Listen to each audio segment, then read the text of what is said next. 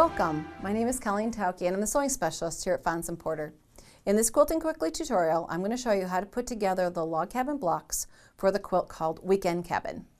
If you'd like to purchase this pattern, you can visit our website and get it there. We're going to be working with 10-inch pre-cut squares, and you can see in front of me that I have a collection that has a lot of lights and then a nice group of medium to darks. And we need that contrast to create the log cabin, or the very traditional log cabin block. Usually has a light side and a dark side. Now traditionally, a log cabin block would either have a center that's yellow or red, which would represent, the story goes, the heart of the home or the hearth in the home or the light in the window, kind of an idea.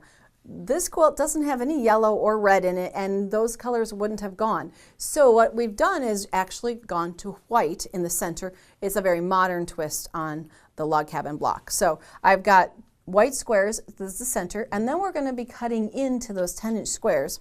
And we've got a layout in your pattern to tell you exactly how to cut efficiently through a 10-inch square.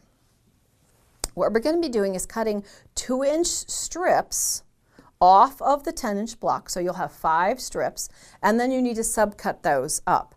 And what you're going to do is create blocks 1E, 1A, 2D, 2C, and 2B rectangles off of each of your 10-inch squares. And then you look at that and say, I've got an ABC jumble. What do I do with all of that? Well, this is how I kept organized, because I actually made this quilt in the workroom.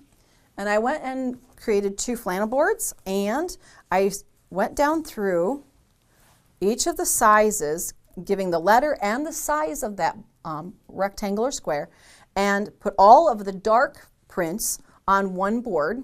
And you can see that there's a variety under there.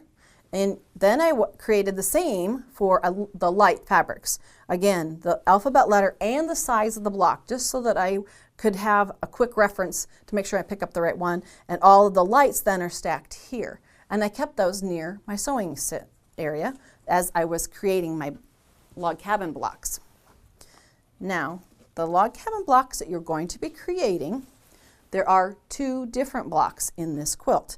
They look very similar, but as you go in closer, you'll note there are 2 different blocks, block 1 and block 2. Now we start in the center with that white square, and you're going to be adding rectangles as you work your way out.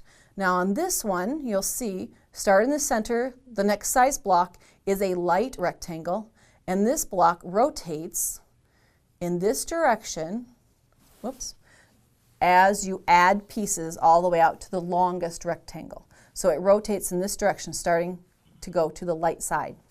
Now this, in opposition to it, the block 2 starts in the center and goes toward the dark fabric, a dark rectangle. And this one rotates in a counterclockwise fashion. This one goes in a clockwise fashion, this one in a counterclockwise fashion. So as you step out, you'll notice that the blocks get larger going in this direction, and we end with a light rectangle.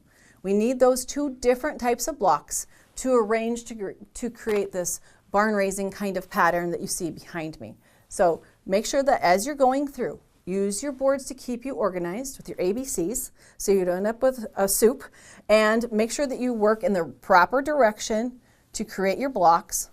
So many of block 1, the same number of block 2, and then go to a design wall or the place that you like to lay out your blocks. If it's the living room floor, that's great too, and create row by row the design that you would like to have for your weekend cabin.